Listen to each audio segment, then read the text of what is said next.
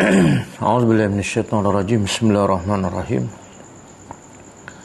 Alhamdulillahi rabbil alamin, nahmaduhu wa nasta'inu wa nastaghfiruh.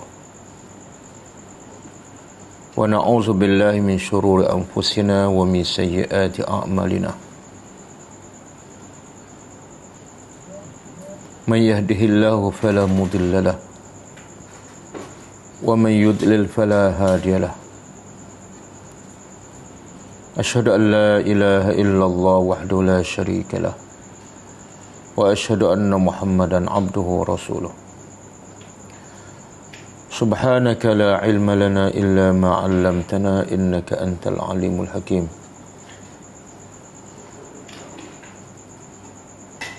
Allahumma 'allimna ma yanfa'una wanfa'na bima 'allamtana wa zidna ilma. Allahumma ati anfusana taqwaha wa zakkiha anta khairu man zakkaha anta waliyuha wa maulaha. Rabbi yassir wa la tu'assir, Rabbi tammim bil khair, amma ba'du. InsyaAllah kita sambung tadabbur surah Ali Imran ayat 113. Sebelum tu kita tengok pengajaran ayat yang lepas, iaitu ayat 111 dan 112. Ayat 111, A'udzubillahi minasyaitonirrajim.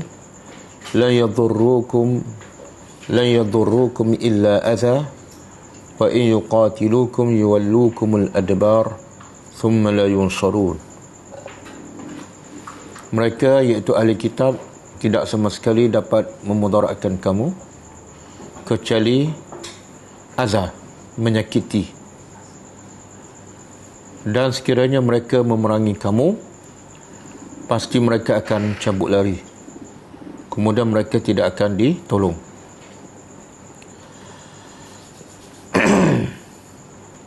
Okey, pengajaran. Pertama,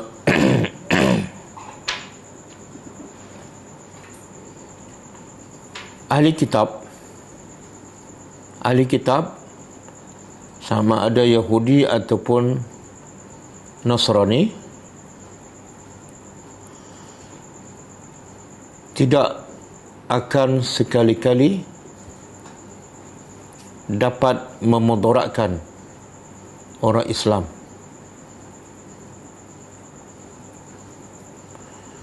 Sekiranya orang Islam benar-benar berpegang dengan Al-Quran dan Sunnah.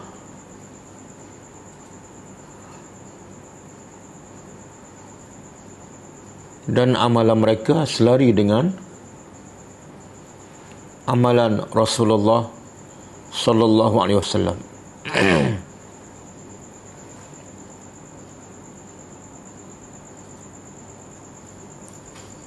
Yang kedua, apabila jauhnya umat Islam daripada Al-Quran dan Sunnah,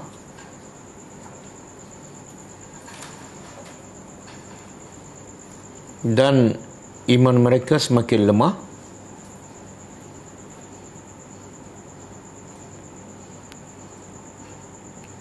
maka ketika itu orang-orang kafir dan ahli kitab dengan mudah dapat memudaratkan orang-orang Islam, sama ada menyeksa fizikal mereka atau membunuh.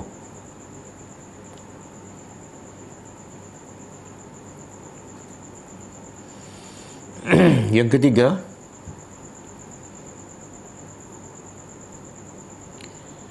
jikalau orang yang beriman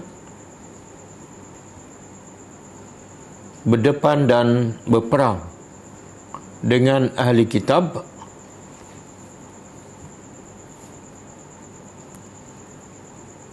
pasti ahli kitab akan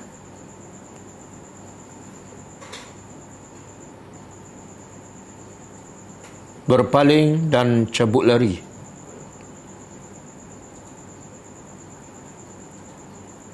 Dan pasti orang Islam yang akan menang.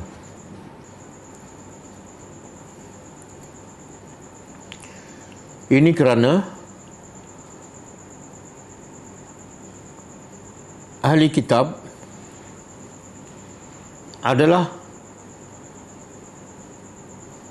mereka yang paling penakut ketika berperang dan paling mencintai kehidupan.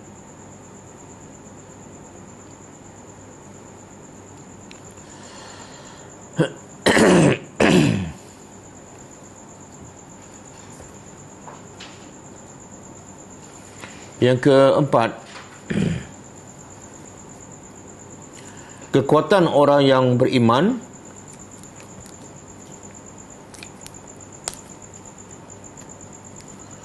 bukan setakat menjadikan musuh cabut lari, tetapi mereka ditimpa ketakutan sebulan sebelum berdepan dengan tentera Islam.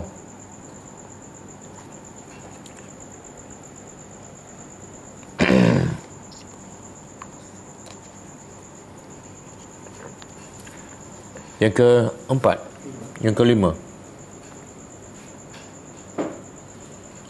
ahli kitab tidak akan berperang dengan orang yang beriman kecuali di sebalik tembok ataupun kubu, kerana mereka sangat takut kepada kematian.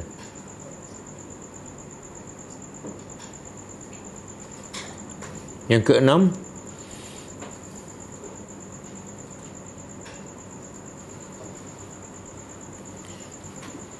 realiti sekarang, sifat orang Yahudi dan Nasrani yang terlalu cintakan kehidupan dan takutkan kematian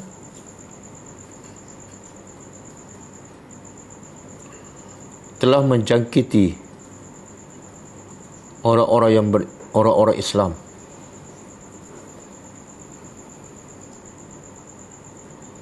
Sehingga menjadikan orang Islam terlalu lemah. Dan bilangan ramai mereka hanya seumpama buih-buih di laut.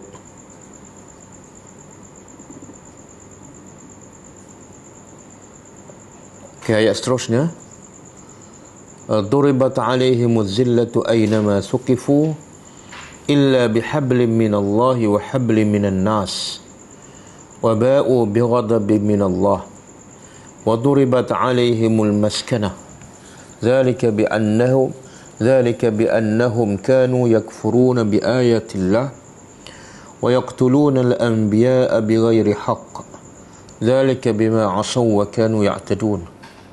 Pengajarannya,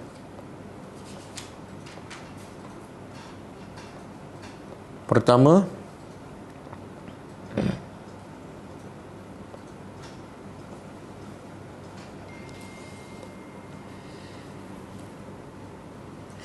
mereka yang diberi kitab, khususnya orang Yahudi, Allah telah menimpakan kepada mereka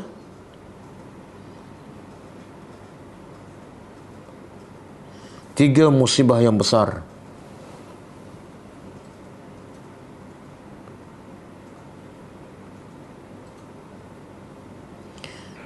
Disebabkan mereka tidak beramal dengan kitab mereka.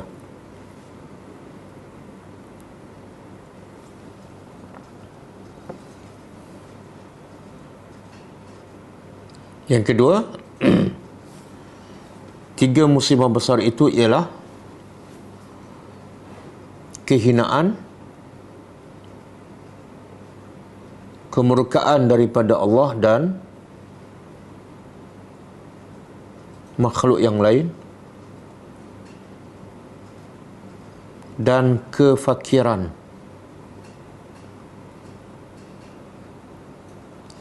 Yang ketiga, kefakiran yang Allah timpakan kepada orang Yahudi di dunia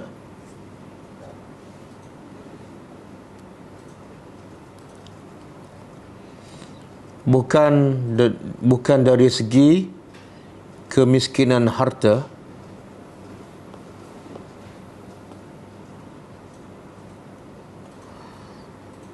tapi kemiskinan hati dan jiwa. Walaupun mereka memiliki kekayaan yang begitu banyak,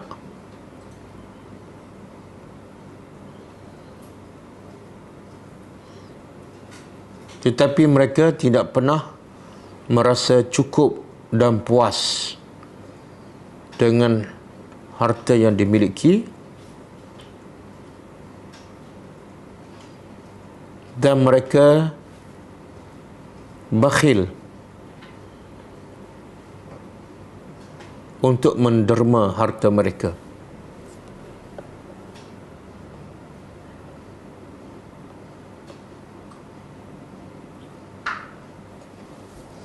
Yang keempat,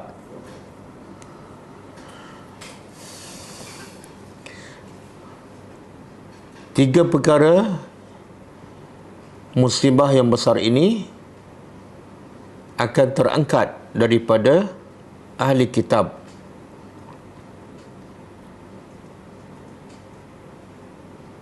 apabila mereka memeluk Islam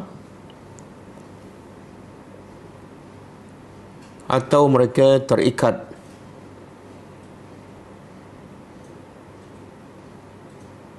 dengan perjanjian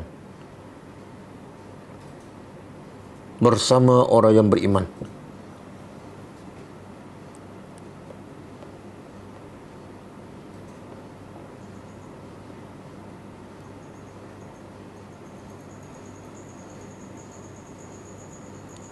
Yang kelima,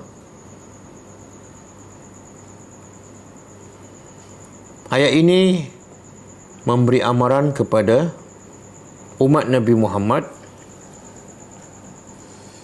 yang memiliki kitab Al-Quran bahawa mereka juga akan ditimpa kehinaan, kemurkaan daripada Allah dan kemiskinan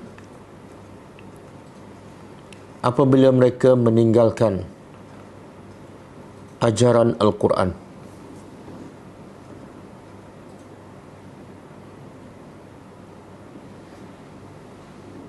Yang ke-6,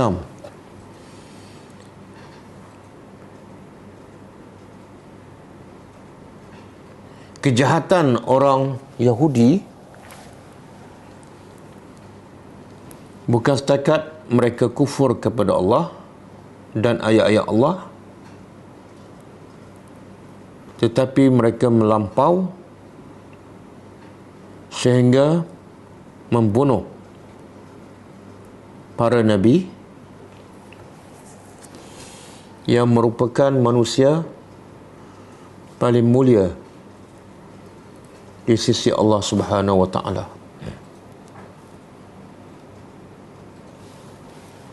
Okey, habis lah. Saya sambung tadabbur.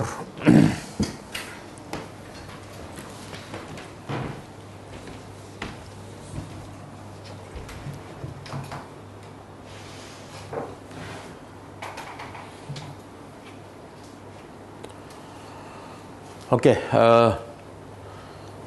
ayat malam ni kaitan dengan ayat sebelum ni.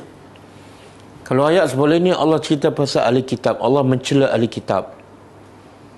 Allah kata mereka ni kufur dengan ayat-ayat Allah. Mereka ni melampau dengan membunuh para nabi. Dan dengan sebab itu mereka ditimpa 3 musibah besar, iaitu Allah menghina mereka, Allah murka kepada mereka, dan Allah menimpa kemiskinan kepada mereka. Jadi ayat-ayat sebelum ni adalah celaan kepada ahli kitab, khususnya orang Yahudi. Tapi timbul persoalan, adakah semua orang Yahudi dihina, dimurkai oleh Allah dan ditimpa kemiskinan? Adakah semua mereka ni melampau membunuh para nabi, ataupun sebahagian? Jadi ayat ini menjawab persoalan tersebut, dan ayat ini adalah memberi satu kaedah yang sangat besar dan penting kepada umat Islam, iaitu wajib berlaku adil dalam menghukum. Berapa ramai manusia yang tidak adil ketika berhukum, apatah lagi kepada musuhnya. Jadi Allah dalam ayat ini juga Allah nak mengajar kita, walaupun kepada musuh yang paling jahat, wajib kita berlaku adil. Okey, auzubillahi minasyaitanir rajim. Laisu, mereka, laisu pada mereka, laisu daripada laisa, bukan, ataupun tidak, sawaan, sama. Mereka ni siapa? Ahli kitab. Ada 2 tafsiran. Pertama, mereka ni adalah ahli kitab. Ahli kitab tak sama. Kalau kita tengok hujung ayat 110 kan, apa dia Allah kata? Minhumul mu'minun wa aksaruhumul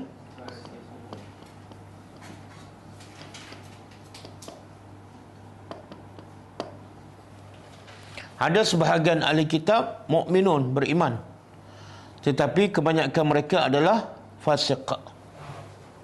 Kan? Jadi yang ayat sebelum ni Allah cerita pasal ahli kitab yang fasik.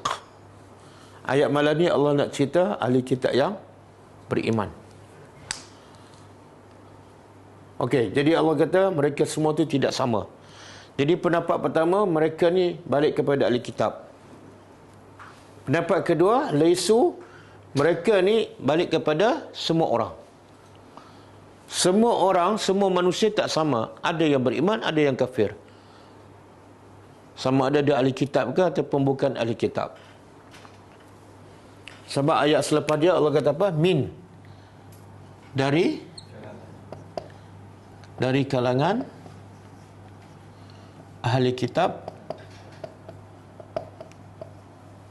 ummatun, ada ummatun. Ummat apa makna? Satu kumpulan ataupun segolongan. Qaimah. Apa makna qaimah? Qaimah daripada qaumah kan? Tapi di sini apa maksud dia? Ada sebahagian ahli kitab satu golongan yang berdiri. Apa makna berdiri? Adakah berdiri ni bila sebut berdiri lawan dia apa? Duduk. Bukan. Bukan berdiri di sini yang lawannya duduk. Tak. Di sini berdiri makna bila kita berdiri tak bergerak kan? Maksud dia ialah orang yang istiqamah. Istiqamah tetap dengan akidahnya. Jadi terjemahannya ialah golongan yang istiqamah. Sabit. Akidahnya, akhlaknya, amalannya tetap istiqamah. Okey. Boleh?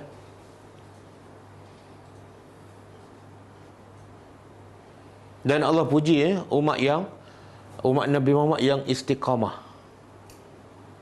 Dalam ayat apa tu? Ada yang beriman tapi tak istiqamah. Kadang-kadang di hujung kehidupan dia mati dalam tidak beriman. Surah Fussilat kan, ayat 30 kan.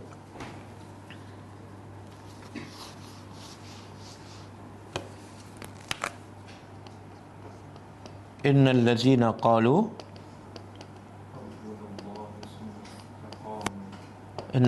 qalu rabbuna Allah summa istaqamu tatanazzalu alaihimul malaikah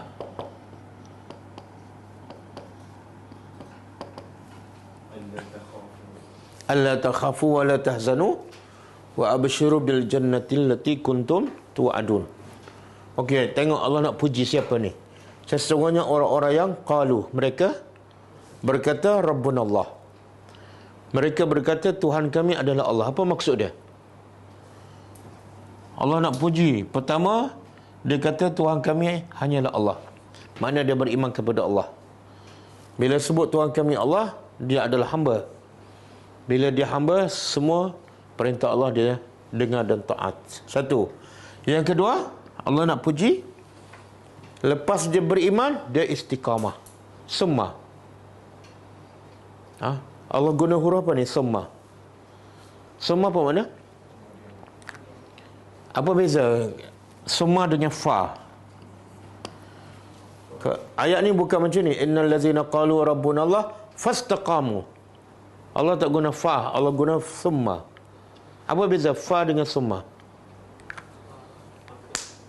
Fa maka, summa itu bukan beza, itu terjemahan. Beza fa, ialah apa beza? Summa lambat sikit, fa terus. Kenapa Allah kata mereka beriman kemudian mereka istiqamah? Pengajarannya apa? Nak istiqamah bukan senang. Kalau hari ini dia mengucap 2 kalimah syahadat, nak istiqamahnya tak boleh hari ini ataupun besok. Dia ambil masa. Yang ni yang paling, beriman pada Allah sukar, tapi istiqamah lagi sukar. Jadi Allah puji siapa yang beriman, kemudian dia dapat istiqamah. Sampai bila ni? Tatanazzalu alaihimul malaikah. Sampai malaikat datang kepadanya saat kematian. Dia tetap istiqamah. Okey? Di sini Allah puji siapa ni?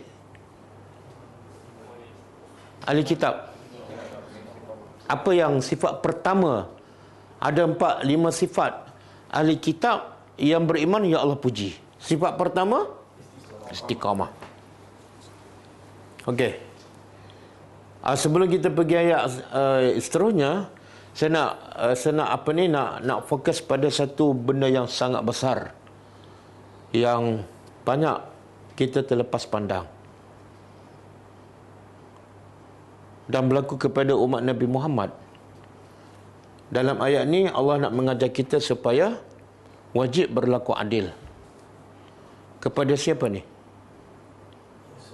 Kepada musuh.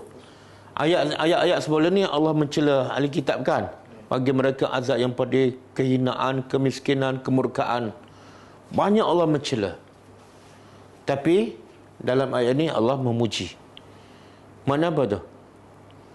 Walaupun ahli kitab ni majoritinya fasik, kebanyakannya menentang Allah, menentang Rasul, menentang agama Islam. Tapi bukan sebab kebanyakan mereka terlalu jahat sampai ramai membunuh para nabi, tak menjadikan Allah menghukum mereka semua sekali. Allah tetap berlaku adil, iaitu walaupun mereka paling jahat, paling ramai, tapi ada sebahagian yang beriman. Allah puji. Saya nak tanya, senang tak kita nak puji musuh kita yang buat baik? Senang tak? Susah. Kita nak puji kawan kita, senang. Kadang-kadang kawan kita yang buat jahat pun kita boleh puji sebab kawan. Betul? Ini kawan saya kenal lama dah, semua dah okey je. Sebab kawan. Tapi bila kita tak suka, yang okey jadi KO. Berlaku tak? Berlaku tak?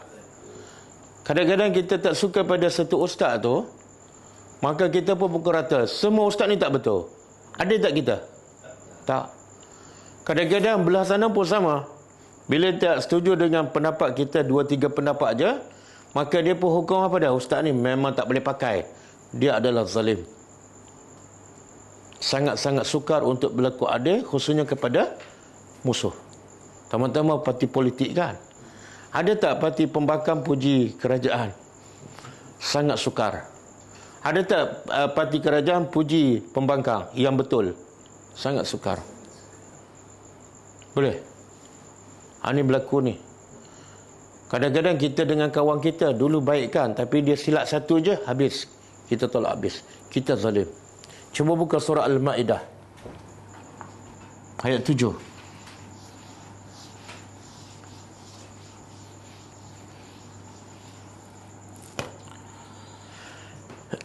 Ya ayyuhallazina amanu kan? Ha? Itu ayat apa? 7. Ayat 8. Ya ayyuhallazina amanu, ayat 8. Ya ayyuhallazina amanu kunu qawwamina lillahi syuhada'a bil qisti. Kemudian wala yajrimannakum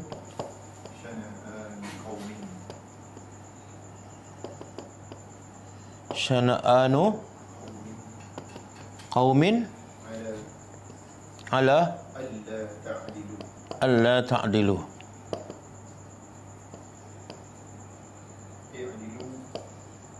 I'dilu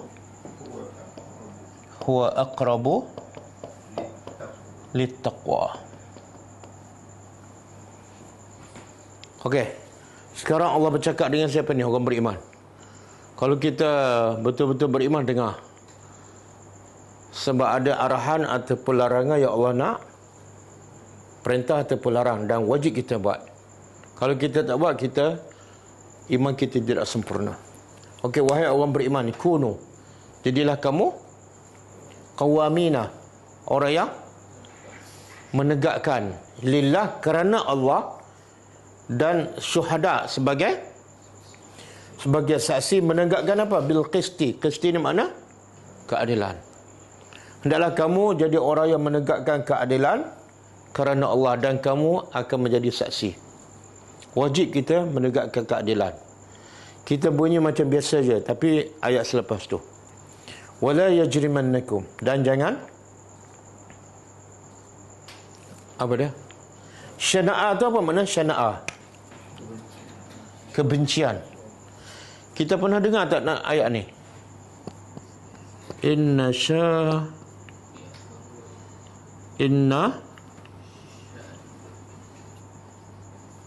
syani'aka huwal abtar. Surah apa ni?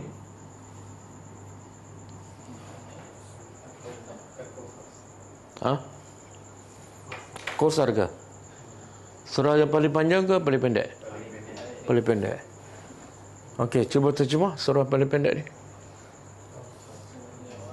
Inna, sesungguhnya, syani'aka, daripada syana'a, orang yang membenci engkau, huwal abtar, dialah yang terputus. Jadi siapa yang orang musyrik Mekah ke siapa ke sangat benci pada Muhammad. Ada riwayat mengatakan sebab turun ayat ni ialah bila semua anak lelaki Nabi mati. Bila meninggal, putus zuriat. Kan? Bila anak perempuan kahwin dengan orang lain, dah tak ada nama Muhammad. Maka orang tuduh Nabi Al-Abtar. Allah tempelak. Sesungguhnya yang membenci engkau itulah dialah yang terputus. Terputus yang paling besar ialah terputus daripada rahmat Allah. Okey. Jadi jangan kebencian syana'anu qaumin, kebencian kepada sesuatu kaum menjadikan kamu buat dosa dan menjadikan kamu alla ta'dilu, tidak berlaku adil. Sebab apa? Punca utama kita tak berlaku adil sebab ada rasa tak suka pada seseorang. Kita tak akan berlaku adil. Boleh kan? Kemudian Allah perintah i'dilu, berlakulah adil. Wajib kamu berlaku adil walaupun kepada kaum yang kamu benci. Huwa aqrabu littaqwa. Kenapa kena berlaku adil? Semua kita nak jadi orang bertakwa, tapi dalam menghukum kita tak berlaku adil. Boleh? Kadang-kadang kita tak berlaku adil pada siapa? Orang yang paling dekat dengan kita, dengan anak-anak, dengan isteri.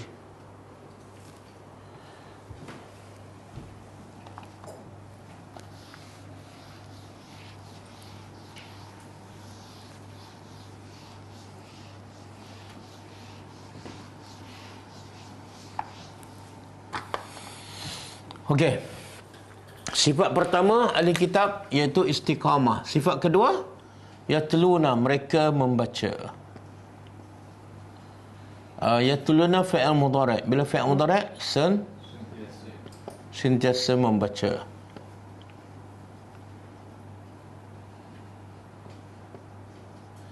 Ayatillah, ayat-ayat Allah. Membaca ayat Allah.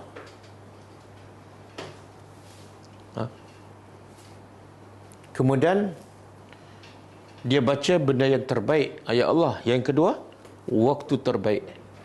Bila? Ana al-lail. Anak tu apa makna? Ada berbagai tafsiran. Pertama, jawful lail, betul-betul tengah malam. Ada tafsiran mengatakan 1/3 malam, iaitu akhir, 1/3 akhir. Ketiga, ada pendapat mengatakan ana al-lail ialah antara maghrib dan isya. Ana al-lail. Dan yang keempat ialah ana al-lail ialah salat isya itu sendiri. Jadi baca di waktu malam.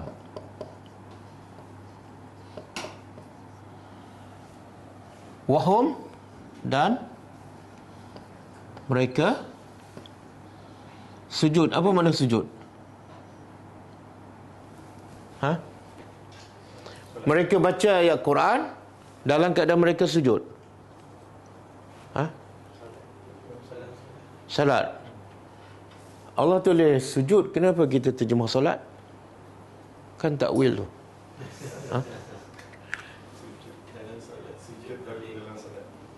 Sujud dalam boleh tak baca ayat Quran ketika sujud? Tak boleh. Habis macam mana kita nak selarikan baca ayat Quran di waktu malam ketika sujud?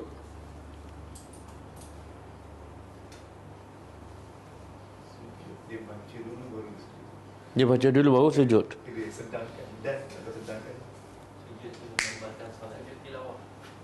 Apa dia? Jadi sujud ni sebenarnya solat. Allah nak beritahu solat, tapi Allah sebut apa? Kenapa?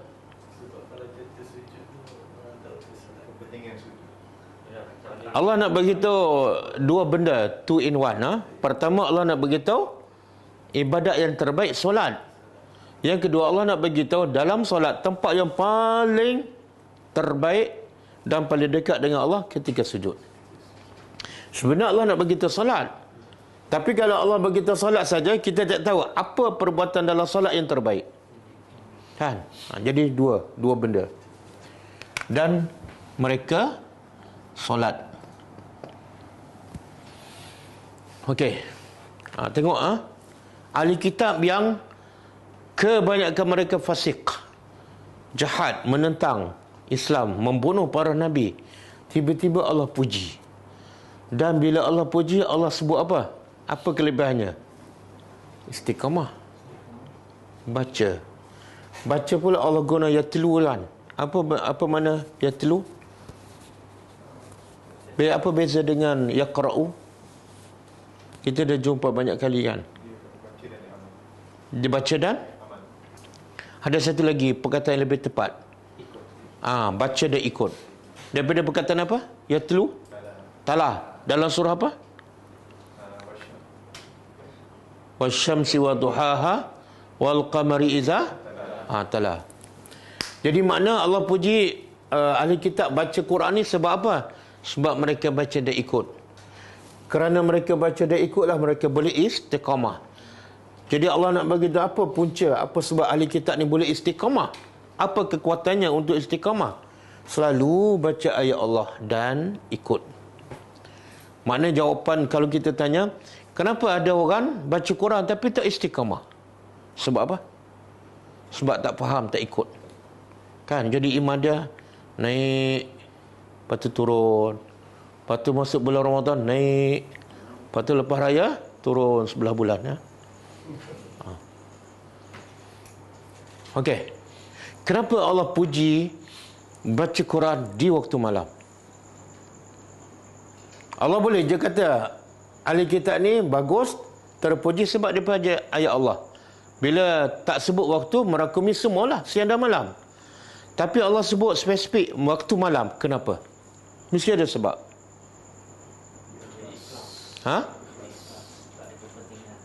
Lebih ikhlas. Tapi ada orang ikhlas, tak ada siapa tahu dia baca Quran, tapi sepatah pun dia tak faham. Kan? Syok sendiri. Ada orang tak, dia pun baca. Habis dua juzuk kan, satu pun tak faham. Jadi apa sebab utama kelebihan baca waktu malam? Lebih tenang. Tenang tapi tak faham.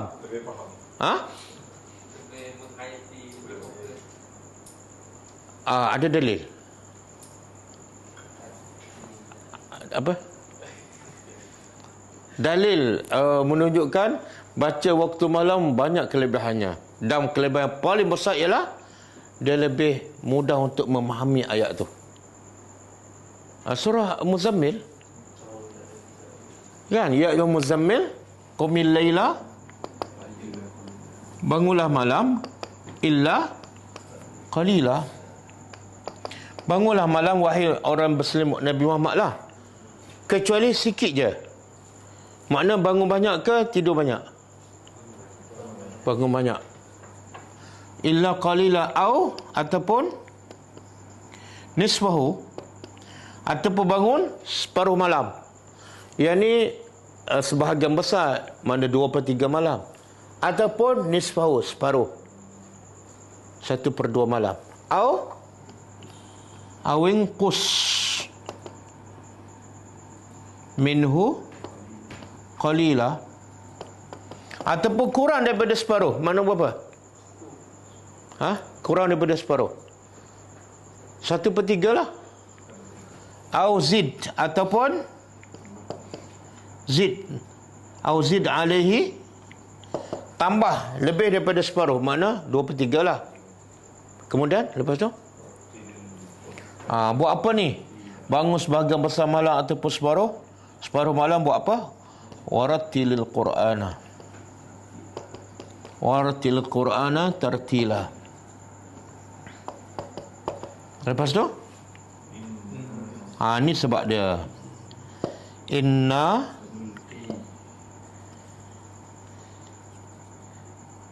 sanulqi alaika, inna sanulqi alaika qawlan saqila. Lepas tu ni innana syi'atal laili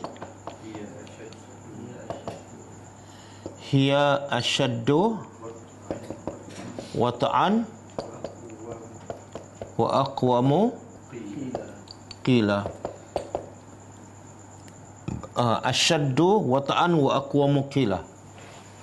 Allah beritahu bangun sebahagian besar malam atau separuh atau kurang ataupun lebih. Kemudian bacalah Quran dengan tartil. Kenapa? Kenapa kena bangun sebahagian besar malam? sebab kami akan campak ke atas engkau qaulan saqila, kata-kata yang sangat berat. Apa dia kata-kata yang berat tu? Al-Quran. Kenapa Allah kata Quran berat? Sebab dalam Quran ada hukum hakam, ada perintah, ada kewajipan berdakwah, sangat-sangat berat. Maka sebab tu kamu kena buat persiapan bangun malam. Dan kenapa pula di waktu malam? Ini sebab dia. Inna nasyi'atal laili, kerana sesungguhnya bangunnya malam itu hiya asyaddu wata'an. Dia terjemah apa asyaddu wata'an?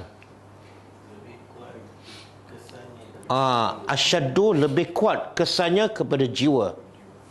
Wa aqwamu qila, dan kata-katanya lebih menusuk hati. Ini sebab utama baca Quran di waktu malam. Ikhlas tu betul. Tapi kalau ikhlas tapi tak faham, tak sampai tujuan tu.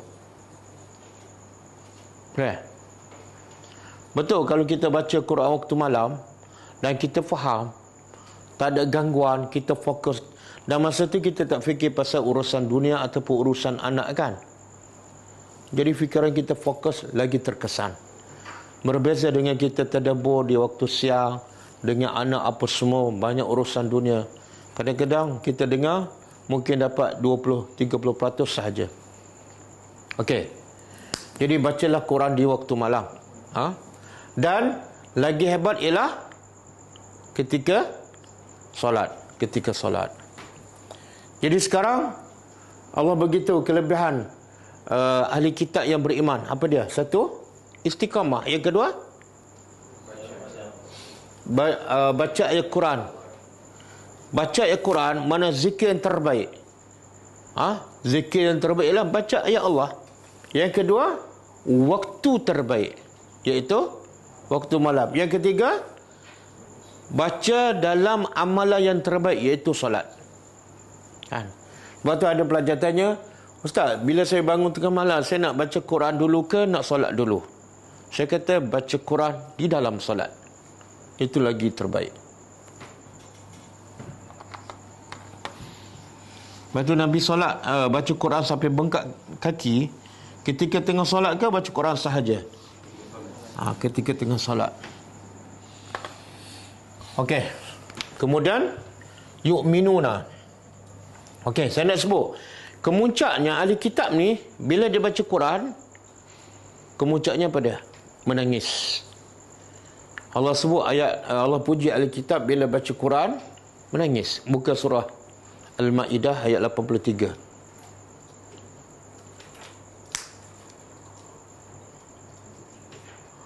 Surah Al-Ma'idah ayat 83. Wa iza sami'u ma unzila ila ka'ala ila rasuli tara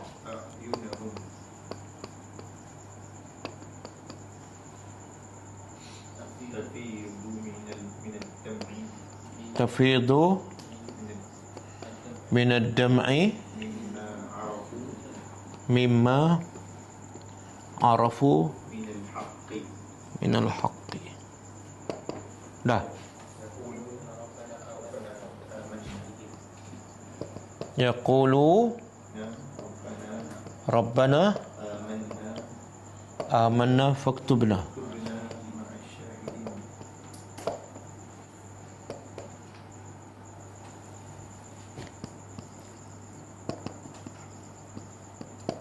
Ini cerita ni ialah tentang ahli kitab. Okey, cuba terjemah. Wa iza, dan apabila sami'u, mereka mendengar ma unzila, apa yang diturun kepada Rasul. Apa dia? Quran. Mereka dengar aja. Apa berlaku? Tara tu engkau, iaitu Muhammad.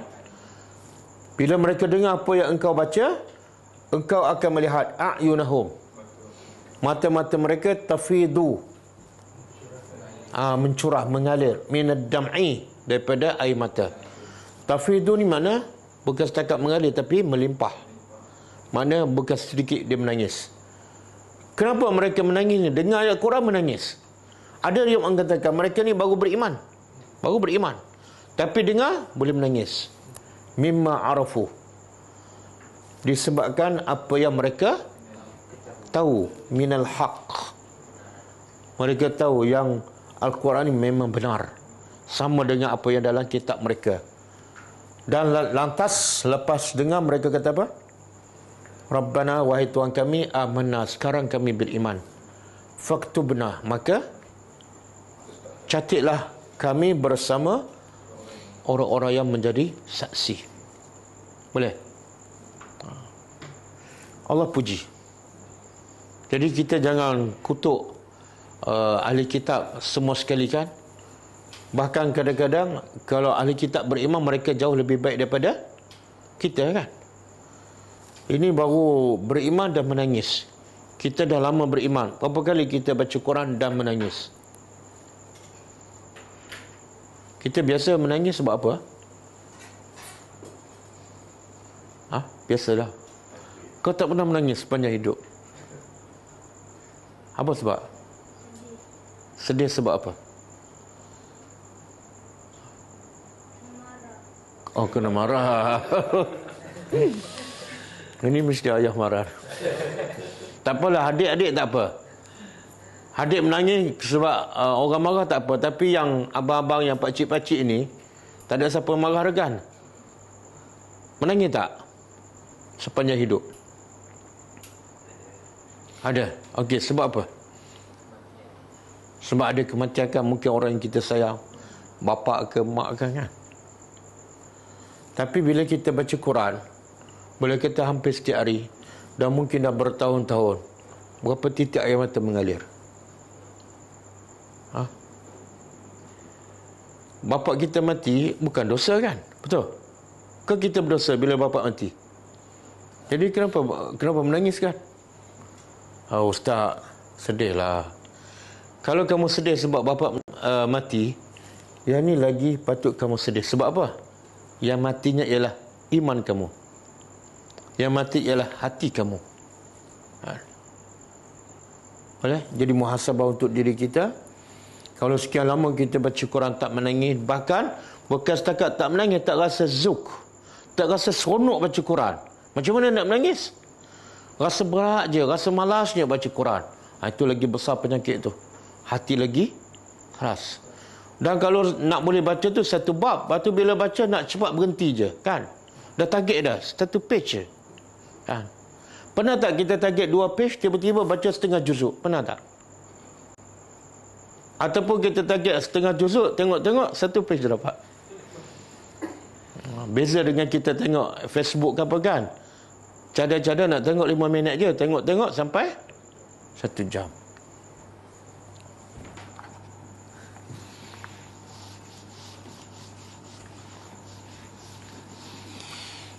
Okey, kemudian Allah puji lagi. Yu'minuna, mereka sentiasa beriman dengan Allah. Wal yaumil akhir, dan beriman dengan hari akhir. Kalau terjemah tepat akhir lah. Jangan terjemah akhirat. Kalau akhirat lain. Yaumul akhirah. Yani wal yaumil akhir. Betulkah ayat Quran ni? Yaumil akhir ke yaumil akhirah? Akhir kan? Okey, apa makna akhir? Akhir lawan dia? Awal. Kenapa hari ini dinamakan hari yang terakhir? Sebab bila berlaku kiamat, tidak ada lagi hari selepas itu. Bahkan dia akan kekal untuk selama-lamanya. Jadi Allah puji sifat keberapa ni? Satu, kaimah. Yang kedua, baca ayat Quran di waktu malam. 2. Yang ketiga, mereka solat. Yang keempat, mereka beriman dengan Allah dan hari akhirat. Beriman dengan Allah termasuk rukun iman kan? Rukun iman ada berapa semua? 6. 6 kan? Tapi kenapa Allah sebut dua aja? Beriman dengan Allah dan beriman dengan hari akhirat. Adakah 4 lagi ahli kitab tak beriman? Tak. Kalau tak, kenapa tak sebut semua? Beriman dengan hari apa ni? Dengan malaikat, dengan kitab, dengan rasul, dengan qada dan qadar. Kenapa?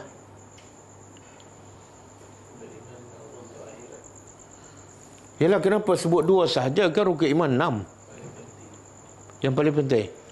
Beriman dengan malaikat tak penting? Paling penting.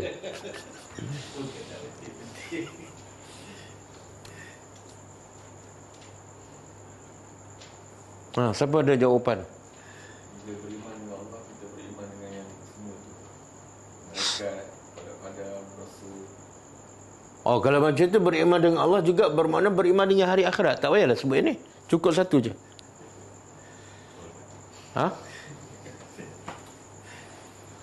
Sebab Allah nak beritahu 6 rukun iman ni, asasnya apa dia? Asas untuk kita menjadi orang beriman dan untuk kita beramal saleh. Asasnya ialah beriman dengan Allah.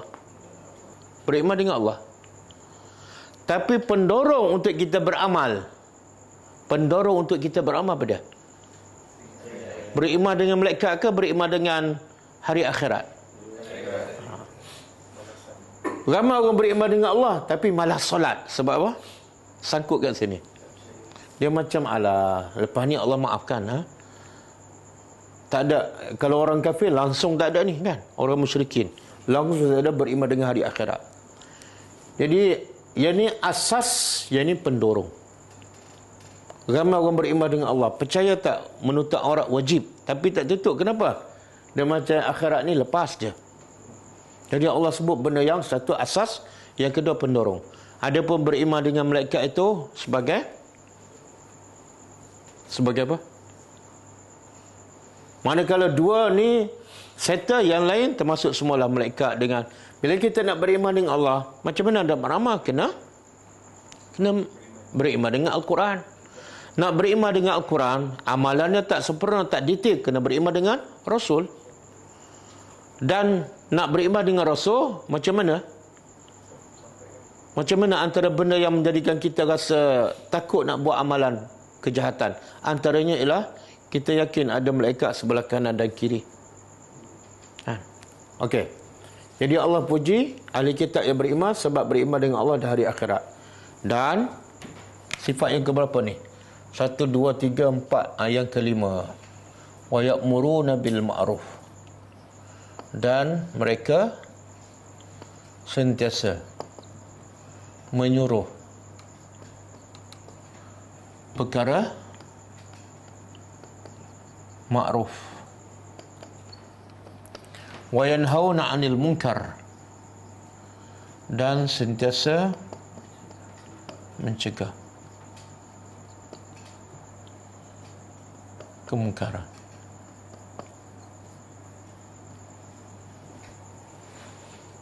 Kenapa Allah sebut yang ni pula? Allah puji ahli kitab yang beriman, salah satu sifat terpuji apa dah?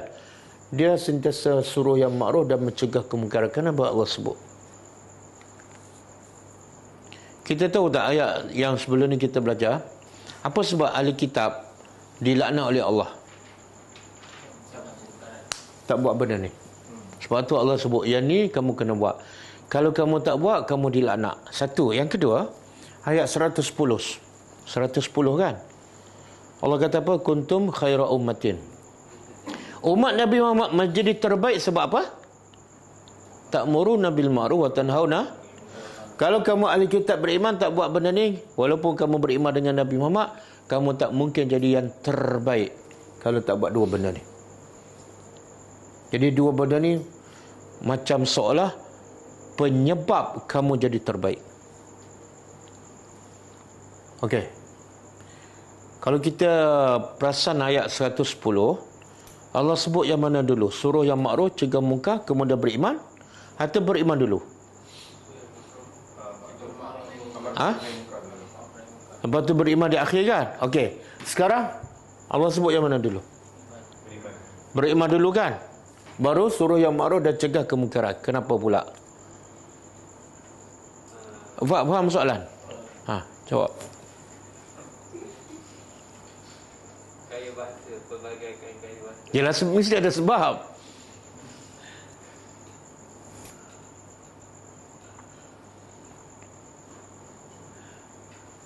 Ni kalau dia tak faham, dia tak perasan langsung kan. Ustaz mana saya tahu. Asas segala amalan iman. Asas segala amalan iman. Tapi kenapa ayat 110 Allah sebut iman kemudian? Pada yang itu untuk sahabat, ini untuk ahli kitab. Kenapa untuk ahli kitab Allah sebut beriman dulu? Sebab dia orang sebelum ni Betul. Untuk para sahabat, mereka ada iman dah. Tapi bukti keimanan mereka suruh yang ma'ruf dan mencegah kemungkaran. Jadi beriman Allah sebut akhir. Ada pun ahli kitab, dia tak beriman. Dia baru beriman, maka Allah sebut beriman dulu. Boleh? Okey, wa yusari'una, dan sifat yang ke-6. Mereka berlumba fil khairat, dalam khairat, kebaikan. Apa makna khairat? Kebaikan tu apa makna? Kalau orang tanya, berlumba dalam kebaikan, apa kebaikan tu? Bila dikatakan saya berlumba dalam kebaikan? Yelah, macam mana tu? Orang kafir buat tak baik pada orang lain. Kita tahu tak kalau musibah menimpa negara Islam ke orang Islam, yang siapa yang paling awal membantu? Orang kafir. Adakah dia termasuk yang Allah puji? Tak.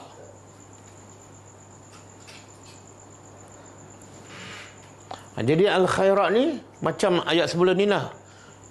Yad'una ilal khair. Mereka mengajak kepada kebaikan. Iaitu apa saja yang Allah suka dan Allah cinta, kebaikan. Apa saja yang Allah cinta dan yang Allah reda, itulah kebaikan. Macam mana saya nak tahu, Ustaz? Semua yang Allah reda dan cinta ada dalam Quran. Kamu kena faham satu-satu dan amal. Barulah kamu buat kebaikan yang mengikut apa yang Allah suka. Okey, biasanya yusari'una, kalau bahasa Arab, yusari'una ilal khairat. Ini kaedah yang bahasa Arab. Mereka berlomba kepada kebaikan. Dalam Quran, mereka berlomba fi apa makna? Bahasa Melayu pun sama kan? Berlomba dalam kebaikan kan? Berlomba kepada kebaikan. Bahasa Melayu. Berlomba ke berlomba dalam? Dua-dua ada. Tapi kalau bahasa Arab asalnya, kalau yusari'una, dia melampau kepada maf'ul bih dengan huruf ila, bukan fi. Tapi Allah tak guna ila, Allah guna fi. Ada maksud dia, Allah nak bagi tahu. Beza. Apa beza? Berlomba kepada kebaikan, berlomba dalam kebaikan. Ke tu belum baik. Dalam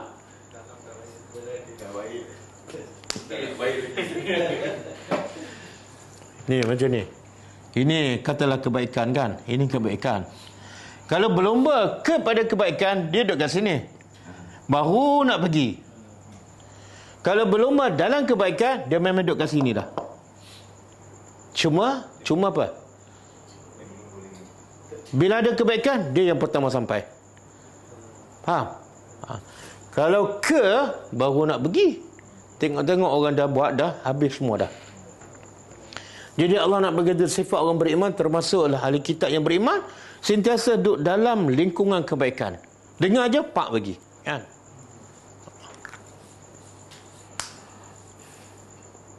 Okey, berlumba pula apa makna? Apa makna berlumba?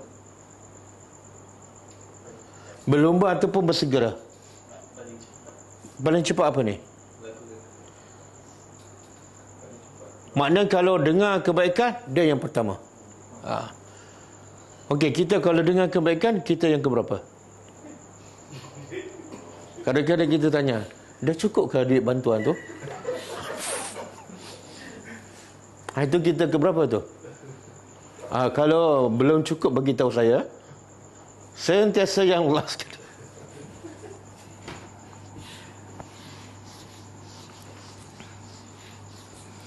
Manakala salat Jumaat, dia pergi awal. Kalau dah qamat, dia duduk yang saf pertama. Kalau dengar orang perlu bantuan, dia sampai dulu. Kan? Apa lagi? Kalau bangun malam, dia bangun dulu. Okey. Contoh macam Abu Bakar. Kan? Yang Nabi tanya satu pagi kan. Siapa yang sedekah, siapa yang bagi makan, siapa yang puasa sunat, siapa yang ziarah pesakit, semua Abu Bakar jawab. Itulah makna Isari'un. Okey, wa ulaika. Dan mereka itulah minas salihin, dari orang-orang soleh. Kesimpulan, simpul semua tu Allah kata itulah orang yang sebenar-benar soleh. Siapa ni? Ahli kitab. Allah dalam konteks memuji ahli kitab, Allah kata mereka adalah orang yang soleh. Bila tu mereka menjadi orang yang soleh? Bila ada satu sifat istiqamah. Yang kedua, selalu baca Al-Quran di waktu malam. Yang ketiga, solat bila ni? Solat malam. Yang keempat, beriman dengan Allah dan hari akhirat. Yang kelima, suruh yang ma'ruf dan cegah kemungkar. Yang keenam, berlumba. Ada 6 sifat ni Allah sahkan memang soleh ni. Jadi soleh kalau kita nak terjemah dalam tafsir, dia kata apa? Yang terkumpul padanya 2, satu ilmu, satu amal. Kalau ilmu saja tak soleh. Ilmu dia dapat daripada mana? Ilmu yatluna ayatillah. Amalan selepas tu. Semoga kita termasuk dalam golongan soleh ni. Okey, kemudian Allah kata wa ma yaf'alu, dan tidak mereka lakukan min khairin, dari khairin apa dia? Kebaikanlah yang Allah redha, yang Allah cintakan. Tapi di sini Allah sebut khairin dalam bentuk nakirah. Itu ada alif lam dengan al khairat, yakni khairin. Apa makna? Semua apa saja bentuk kebaikan yang Allah suka, walaupun sebesar zarrah. Dari apa-apa kebaikan. Falan yukfaru, maka sekali-kali tidak yukfaru. Apa makna yukfaru? Yukfaru daripada kufur. Apa makna kufur? Al-kufru dalam bahasa Arab apa makna? Kufru. Al-kufru. Kafir itu daripada perkataan inilah al-kufru. Mana apa? Tutup. As-satru. Sitar. Okey, kalau as-satru tutup kan? Nak terjemah apa ni? Apa saja yang mereka lakukan, dari apa-apa saja kebaikan, maka tidak sekali-kali mereka ditutupi. Apa makna? Tidak ditutup pahalanya. Hu ni balik pada khair. Apa saja khair, mereka tidak akan diharam daripada balasannya, walaupun sebesar zarrah. Ya Allah, apa yang Allah nak beritahu ayat ni? Apa yang Allah nak beritahu? Buatlah kebaikan walaupun sebesar zarrah, walaupun semua orang tak nampak. Sebab apa? Tak mungkin Allah halang daripada pahala tu. Ada perumpamaan orang kata apa? Kamu buatlah kebaikan, lepas tu campak ke laut. Kebaikan tu hilang tak? Tak. Kita buat kebaikan, lepas tu campak ke laut. Hilang tak? Kalau kita nak cari lagi, jumpa tak? Tapi Allah jumpa tak? Seumpama macam itulah. Jadi ayat ni nak mendorong apa ni? Buat je apa kebaikan, jangan berkira, jangan kedekut, jangan rasa malas. Sebab sikap kita tak macam ayat ni, betul? Bila kita nak buat kebaikan, berkira tak? Malas tak? Nak bagi sedekahkan, dia 3 hari berfikir. Nak bagi ke tak? Nak bagi ke tak? Lepas tu mula-mula nak bagi 100, lepas tu kuranglah sikit. Last sekali masa nak bagi RM10. Sebab apa tu? Sebab apa daripada 100 jadi RM10? Sebab kita tak yakin ayat ni. Kalau kita yakin ayat ni, 100 dengan RM10, yang mana paling besar pahala? Kalau kita yakin ayat ni, bukan setakat kita bagi 100, kita bagi 1000 lagi. Sebab tak mungkin Allah haramkan pahalanya. Boleh? Kadang-kadang kita buat kebaikan, kita dah lupa, tapi Allah tak akan lupa. Orang kata, awak pernah datang sini kan bagi bantuan? Ya ke? Kita lupa, Allah tak lupa. Wallahu, dan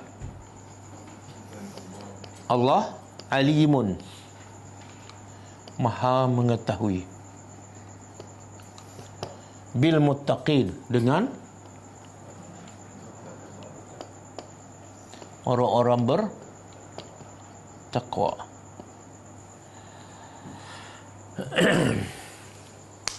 Allah maha mengetahui.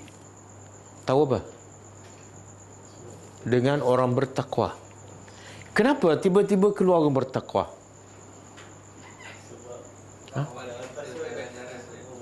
Apa dia? Yelah, betul, Allah tahu kan. Tapi kenapa tiba-tiba keluar bertakwa? Sebelum ni Allah kata apa? Mereka ni orang yang soleh. Tak ada pun takwa. Tiba-tiba Allah tahu dengan orang bertakwa. Saya kata pelajar, datanglah kelas. Bila masuk kelas, fokuslah. Masa belajar, catiklah, supaya ilmu tak hilang kan. Lepas tu last kali saya kata apa? Saya sangat mengetahui siapa yang bertakwa. Apa kaitan takwa dengan pelajar? Boleh faham? Allah cerita baca Quran waktu malam apa semua, kemudian semua ni adalah orang yang soleh.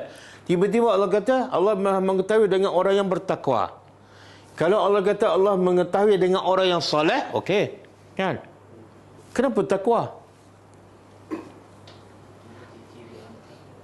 Apa dia?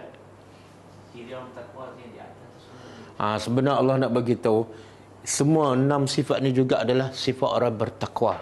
Kamu nak jadi orang bertakwa, inilah juga sifatnya. Nak jadi orang soleh, inilah sifatnya. Jadi yang soleh adalah bertakwa, yang bertakwa adalah soleh. Ni kalau ustaz, saya tak nak jadilah orang soleh, saya nak jadi orang bertakwa. Inilah sifatnya. Boleh? Dan sebab tu Allah kata orang sifat orang bertakwa apa dia? Kalau kita tengok surah Az-Zariyat kan, apa dia? Surah Az-Zariyat ayat berapa? 16, 17.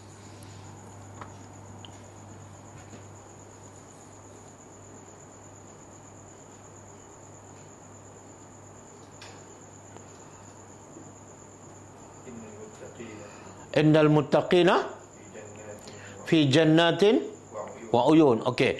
Sesungguhnya orang bertakwa dalam surga dan mata air dari sungai kan. Kemudian lepas tu akhizi, dalam surga mereka ambil apa saja yang Tuhan bagi, bukan yang mereka kerja. Ya Allah bagi, ambil saja apa saja yang dia nak dalam surga. Lepas tu Allah begitu. Sebab apa mereka boleh masuk surga dan boleh nak apa saja dia nak?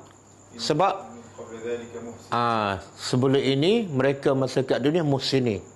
Jadi muhsini juga adalah bertakwa. Lepas tu Allah sebut sifat bertakwa, sifat muhsini masa kat dunia, sehingga mereka layak masuk syurga. Pada kanu qalilan minal lail. Apa tu? Ada tak sini? Ada kan? Salat malam, baca Al-Quran, sikit tidur. Lepas tu Di waktu sahur mereka istighfar. Lepas tu pada harta mereka ada hak orang yang meminta, orang miskin meminta, dan orang miskin yang tidak meminta. Mana apa ada infak ini? Apa saja mereka buat daripada kebaikan, Allah tidak akan haramkan pahalanya. Makna orang bertakwa ada dua sifat. Satu, hablum minallah, bangun malam baca Quran. Yang kedua, hablum infak, hartanya. Okey.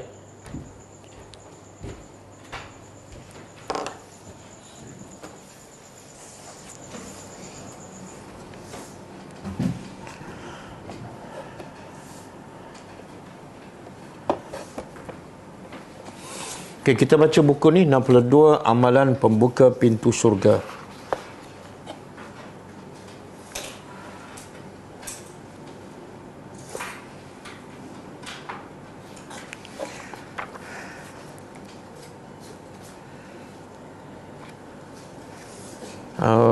Muka surat berapa?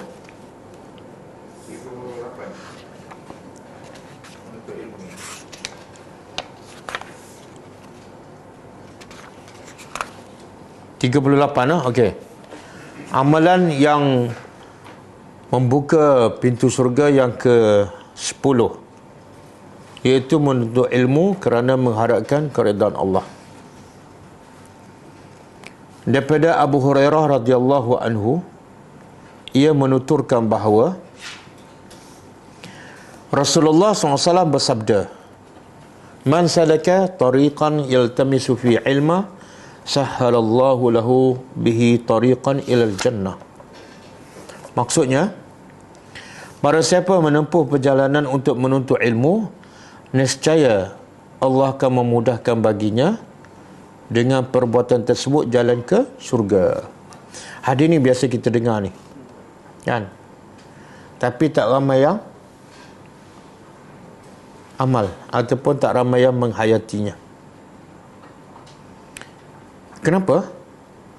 Semua orang bekerja keras untuk dapat dunia, kan? Kalau mereka nak anak mereka berjaya mendapat dunia, apa yang mereka buat di peringkat awal? Hantar anak sekolah. Makna mereka yakin tak, dengan ilmu anak mereka boleh masuk universiti dan boleh bekerja, kan? Mereka yakin. Tak ada yang yakin nak anak dia, nak supaya anak dia dapat dunia tapi tak hantar anak pergi sekolah. Tak ada. Dia mesti hantar anak. Sebab ilmu proses untuk dapat kejayaan kat dunia. Tapi bila Nabi kata ilmu adalah satu proses untuk bukan dapat masuk universiti, dapat masuk syurga. Berapa ramai mak bapak hantar anak pergi belajar agama yang membawanya ke syurga. Betul? Kadang-kadang mak bapak pun tak berminat belajar agama, sebab dia tak faham belajar agama asas untuk masuk syurga Allah. Kalau semua orang faham, berapa ramai yang tengok tadabbur, ikut kelas tadabbur ni? 1 juta lah. Jadi ingat, siapa yang belajar agama, Allah permudahkan. Kita kalau dengar, kalau seseorang beritahu, siapa yang masuk sekolah saya, segala urusan untuk anaknya masuk universiti saya akan permudahkan. Semua apa hantar tak anak ke sekolah tu, kan? Saya akan permudahkan. Semua berebut nak hantar sekolah tu, tambah-tambah free pula. Tak cukup bangunan sekolah. Tapi bila Nabi cakap, siapa belajar agama, tadabbur Al-Quran, belajar sunnah, akan dipermudahkan oleh siapa? Allah untuk masuk syurga. Tak berlomba, walaupun free, kan? Sebab apa? Cintakan dunia. Okey, satu lagi, mengerjakan solat-solat fardu. Salah satu cara untuk membuka pintu syurga iaitu mengerjakan solat-solat fardu dan sunnah. Solat 5 waktu. Daripada Ubadah bin Samit radhiyallahu anhu, ia berkata bahawasanya Rasulullah SAW bersabda, 5 salawatin katabahunallahu alal ibad, wa man jaa bihinna lam yudayyi' minhunna syai'a, istighfafan bihaqqihinna kana lahu indallahi ahdun an yudkhilahu al-jannah. Wa man lam ya'ti bihinna falaysa lahu 'indallahi ahdun. In syaa'a 'azzabahu wa in syaa'a adkhalahu al-jannah. Maksudnya, kata Nabi SAW, ada 5 waktu salat yang telah Allah wajibkan atas hamba-hambanya. Barang siapa yang melaksanakannya dan tidak mengabaikannya sedikit pun dengan meremehkan hak-hak daripada solat, termasuklah tidak melewatkan solat, termasuklah pastikan solatnya khusyuk di awal waktu, maka Nabi kata nescaya ia akan mendapat janji Allah. Allah bagi jaminan, iaitu Allah akan masukkannya ke dalam syurga. Bila tu? Bila buat solat 5 waktu sungguh-sungguh, bukan main-main, bukan remeh-remeh. Dan barang siapa tidak melaksanakannya, iaitu solat 5 waktu, maka ia tidak akan mendapat janji apapun daripada Allah. Jika Allah menghendaki, dia akan mengazabkannya, dan jika Allah menghendaki, dia akan memasukkannya ke syurga. Itu bergantung pada rahmat Allah. Okey, cukup dulu. Wallahu a'lam. InsyaAllah kita jumpa lagi malam besok, dan kita tutup dengan membaca tasbih kafarah. Subhanakallahumma wa bihamdika asyhadu an la ilaha illa anta astaghfiruka wa atubu ilaik. Assalamualaikum warahmatullahi wabarakatuh.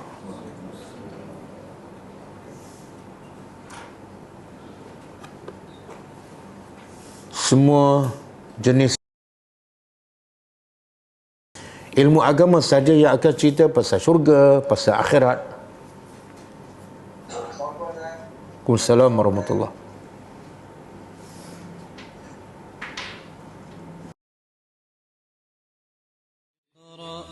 كتاب الله ترق جنانه وتنى العظيم